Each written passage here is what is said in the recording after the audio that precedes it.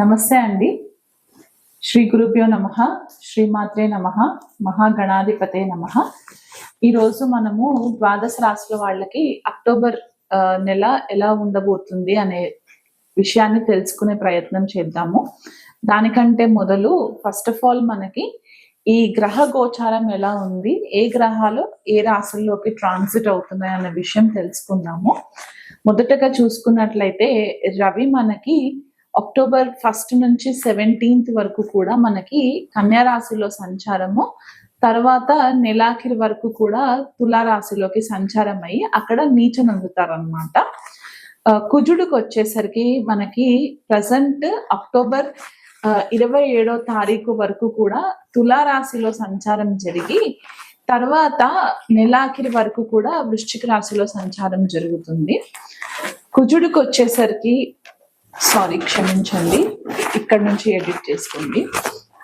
మనకి శుక్రుడికి వచ్చేసరికి ఏంటంటే అక్టోబర్ 1 నుంచి 9th వరకు కూడా సింహరాశిలో సంచారము, తర్వాత అక్టోబర్ 9వ తారీఖు నుంచి నెలాఖరి వరకు కూడా కన్యా రాశిలో నీచనొందుతారు శుక్రుడు.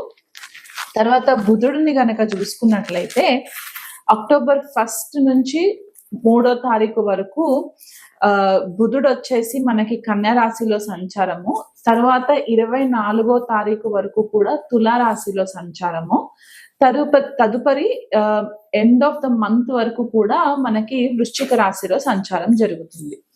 అక్టోబర్ లో మనకి మెయిన్ ప్లానెట్ మనకి ఎక్కువ ఎఫెక్ట్ ఎక్కడిస్తుంది అంటే గురువు కూడా మారుతున్నారు. గురువు ఇక్కడ అక్టోబర్ 18వ తారీఖున తన ఉచ్చ స్థానమైన కర్కాటక రాశిలోకి సంచారం, అంటే దాదాపు 12 సంవత్సరాల తర్వాత గురువు మనకి ఉచ్చ స్థితిలోకి ట్రాన్సిట్ అవ్వడం అనమాట. అక్టోబర్ 18కి జరుగుతుంది. ఆయన ఒక 3 months వరకు కూడా కర్కాటక రాశిలోనే సంచారం జరుగుతూ ఉంటుంది అనమాట. మనకి శని వచ్చేసరికి మీనరాశిలో ఆల్రెడీ సంచారం జరుగుతున్నారు, అక్కడ వక్రిగతిలోనే ఉంటారు. అండ్ రాహు వచ్చేసి కుంభరాశిలో సంచారము, కేతు వచ్చేసి సింహరాశిలో సంచారం జరుగుతుంది. సో ఇలాంటి మన ట్రాన్సిట్ ని మనము అనలైసిస్ చేసుకున్నప్పుడు ఈ ద్వాదశ రాశుల వాళ్ళకి ఎలాంటి రిజల్ట్స్ ఉంటాయి అనేది కూడా మనకి ఎఫెక్ట్ కనిపిస్తుంది అనమాట.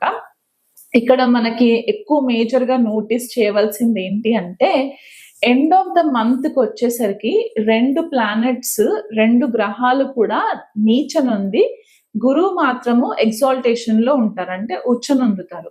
సో అంటే ఇక్కడ మనకి దాదాపు రవి అక్టోబర్ 17th తర్వాత నీచనందుతారు, అండ్ మనకి శుక్రుడు కూడా కన్యా రాశిలో సంచారము అక్టోబర్ 9th తర్వాత జరుగుతుంది కాబట్టి ఆయన కూడా అక్కడ మనకి నీచనందుతారు. కాబట్టి గ్లోబల్ లెవెల్లో కూడా మనకి కొద్దిపాటిగా చేంజెస్ రావడం అనేది కూడా మనకి కొంచెం కనిపిస్తూ ఉంటుంది.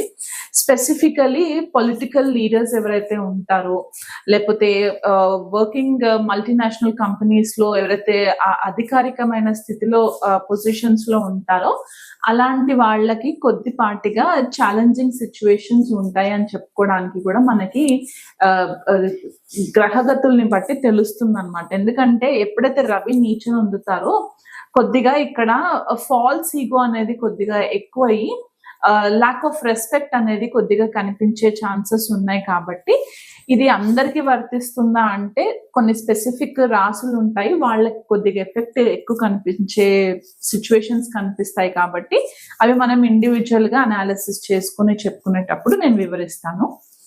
ధనుసు రాశి వాళ్ళకి అక్టోబర్ నెల ఎలా ఉండబోతుందో చూద్దామండి. ధనుసు రాశి వాళ్ళకి గ్రహ గోచారం చూసుకున్నట్లయితే రవి దశమ స్థానంలో సంచారం జరగడము అక్టోబర్ 17వ తారీఖు వరకు కూడా మీకు అన్ని విధాలుగా ఫేవరబుల్ గా ఉంటుంది. స్పెసిఫిక్ గా చూసుకున్నట్లయితే మీకు కెరియర్ ఫ్రంట్ లో అంటే ప్రొఫెషనల్ గా మీరు ఎదగడానికి ఈ 17 రోజులు కూడా మీకు అనుకూలంగా ఉంటుంది. ఎటువంటి టాస్క్ ఇచ్చినా సరే మీరు జంకకుండా దాన్ని ఫుల్ఫిల్ చేసే ప్రయత్నం చేస్తూ ఉంటారు. ఎందుకంటే భాగ్యాధిపతి దశమ సంచారము, ఇది ఒక రాజయోగంగా కూడా మనం చెప్పుకుంటాం. కాబట్టి ఈ దశమ స్థానంలో ఉన్న రవి మీకు చాలా ఫేవరబుల్ రిజల్ట్స్ ఇస్తారు. అధికారులతోటి మంచి ప్రశంసలు పొందడానికి కూడా ఇది మంచి పొజిషన్. కాబట్టి వీలైనంత మట్టుకు దాన్ని యూటిలైజ్ చేసుకోండి. తర్వాత లాభస్థానంలోకి సంచారం జరుగుతుంది. జనరల్ గా రవి లాభస్థానంలో కూడా మంచి ఫేవరబుల్ రిజల్ట్స్ ఇస్తారు, కానీ ఇక్కడ తులారాశిలో నీచం పొందుతారు కాబట్టి అక్కడ కొద్దిపాటిగా డిస్టర్బెన్సెస్ క్రియేట్ అయ్యే ఛాన్సెస్ కనిపిస్తుంటాయి. ఆల్రెడీ అక్కడ కుజుడు సంచారం జరుగుతుంది కాబట్టి ఎప్పుడైతే రవి కలయిక జరుగుతుందో కుజుడితో మనకి 11th హౌస్ నెట్వర్క్ సర్కిల్ కూడా అవుతుంది కాబట్టి మీ నెట్వర్క్ సర్కిల్ దగ్గర నుంచి మీకు కొద్దిగా ఆపోజిషన్ వచ్చే ఛాన్సెస్ కనిపిస్తున్నాయి. ఈగో క్లాషెస్ జరిగే సిచ్యువేషన్స్ కనిపిస్తున్నాయి కాబట్టి వీలైనంత మట్టుకు మీ ఫ్రెండ్ సర్కిల్లో కానివ్వండి, మీ ఆఫీస్లో కొలీగ్స్తో కానివ్వండి, కొద్దిపాటిగా డిస్టెన్స్ మెయింటైన్ చేసుకుంటూ వీలైనంత మట్టుకు కొన్ని అవాయిడ్ చేయడానికి కూడా ప్రయత్నం చేయండి. పార్టీస్ ఇట్లాంటివి ఏదైనా ధనుసు రాశి వాళ్ళు ఎక్కువ ఇంట్రెస్ట్ ఉంటే గనక ఈ నెలంతా కూడా కొద్దిగా అవుట్ గోయింగ్ యాక్టివిటీస్ మీరు తగ్గించుకున్నట్లయితే చాలా మంచిది. తెలియకుండా మీకు అనవసరమైన గొడవల్లోకి కూడా మీరు ఇన్వాల్వ్ అయిపోయే ఛాన్సెస్ కూడా కనిపిస్తున్నాయి. ఎందుకంటే 2 క్రూర గ్రహాలు నెట్వర్క్ సర్కిల్ రిప్రజెంట్ చేసే భావంలో ట్రాన్సిషన్ జరుగుతుంది కాబట్టి అక్కడ ఉద్రిక్తమైన పరిస్థితులు కూడా గోచరిస్తున్నాయి కాబట్టి ఆ విషయంలో కొంచెం కేర్ఫుల్ గా ఉండండి. తృతీయంలో రాహు సంచారము, భాగ్యంలో కేతు సంచారం జరుగుతుంది కాబట్టి మీరు తీర్థయాత్రలు ఎక్కువ చేసే సిచ్యువేషన్స్ కనిపిస్తున్నాయి. ఈ నెలలో కూడా శుక్రుడు నీచ నుండి దశమ స్థానంలో ఉంటారు కాబట్టి కెరియర్ లో స్పెసిఫిక్ గా మీరు ఆఫీస్ విషయాలలో లేడీస్ తోటి కొద్దిగా కేర్ఫుల్ గా ఉండండి. లేడీ మేనేజర్స్ ఉంటే గనక వాళ్ళతోటి కొంచెం కేర్ఫుల్ గా హ్యాండిల్ చేసుకోండి. ఈ శుక్రుడు నీచ నొందినప్పుడు ద్వాదశ రాశులందరికీ కూడా కొద్దిపాటిగా డిస్టర్బెన్సెస్ లేడీస్ వల్ల వచ్చే పరిస్థితులు కనిపిస్తున్నాయి కాబట్టి అపనిందలు పడే పరిస్థితులు కూడా కనిపిస్తున్నాయి. ఆ విషయంలో కొంచెం కేర్ఫుల్ గా ఉండండి. ఎవరైనా ఉమెన్ తోటి గనక మీకు ఇదివరకు ఇష్యూస్ ఉంటే, అంటే అది భాగస్వామి కావచ్చు, లేకపోతే ఫ్రెండ్స్ రూపంలో కావచ్చు, అది కొద్దిగా ఛాలెంజింగ్ అయ్యే సిచ్యువేషన్ కనిపిస్తుంది నెలంతా కూడా. సో కొంచెం కేర్ఫుల్ గా ఉండండి.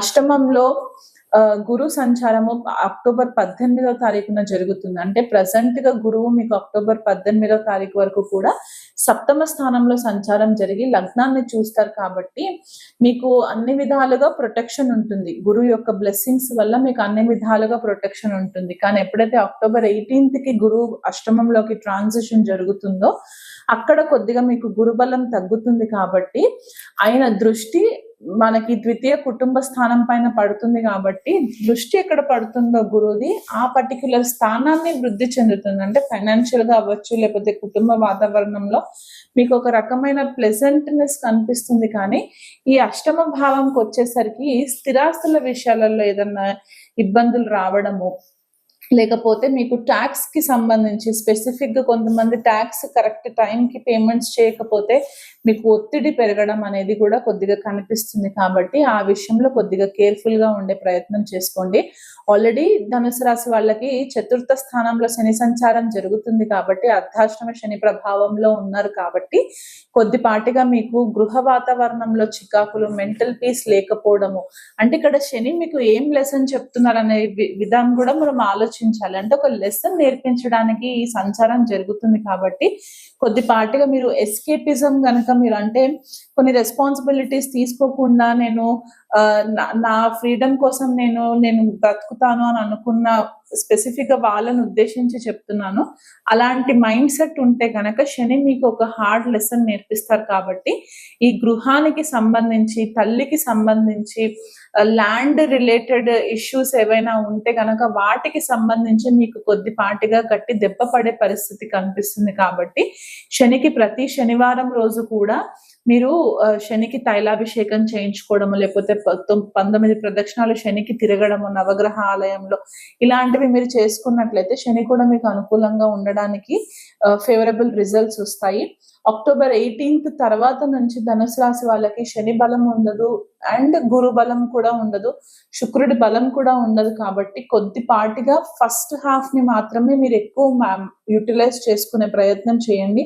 అన్ని విషయాలలో, అది మీ కెరియర్ అవ్వచ్చు, ఫ్యామిలీ రిలేషన్స్ అవ్వచ్చు, ఏదైనా ఆర్గ్యుమెంట్స్ ఉంటే గనక కూర్చొని సార్ట్ అవుట్ చేసుకోవడానికి అక్టోబర్ 18th వరకు కూడా మీకు మంచి టైం ఉంది కాబట్టి ఆ టైంలో మీరు ఇవన్నీ సార్ట్అవుట్ చేసుకునే ప్రయత్నం చేయండి. దాని తర్వాత కొద్దిపాటిగా చికాకులు ఇంకెక్కువ అయ్యే ఛాన్సెస్ కనిపిస్తూ ఉన్నాయి. గురువు రూపేణ ఎవరి దగ్గర అయినా సరే మంచి గురువులు ఉంటే కనుక వాళ్ళ దగ్గర మంత్ర దీక్ష తీసుకునే ప్రయత్నం చేయండి. గురువు యొక్క సలహాలు పాటించండి. నెలంతా కూడా మీకు జన్మ జాతకంలో ఇంకా బెటర్ రిజల్ట్స్ కావాలి అని అనుకుంటే గనక దగ్గరలో ఉన్న ఆస్ట్రాలజిస్ట్ ని కాంటాక్ట్ అవ్వడం మాత్రం మర్చిపోకండి.